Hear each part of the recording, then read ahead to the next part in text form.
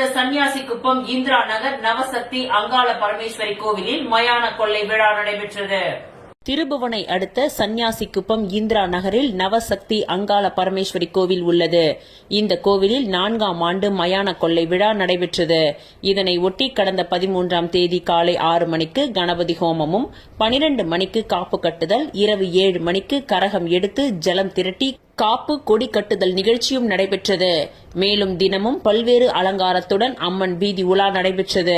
16ஆம் தேதி இரவு வல்லாளங்கண்டன் கோட்டை அடித்தல் நிகழ்ச்சியும் அம்மன் வீதி உலா நிகழ்ச்சியும் நடைபெற்றது. தொடர்ந்து மயான கொள்ளை திருவிழா வெகு விமர்சையாக நடைபெற்றது. இதில் ஏராளமான பக்தர்கள் கலந்து கொண்டு நேர்த்தி கடன்களை செலுத்தினார்கள். இதற்கான ஏற்பாடுகளை கோவில் நிர்வாக குழுவினர் செய்திருந்தனர்.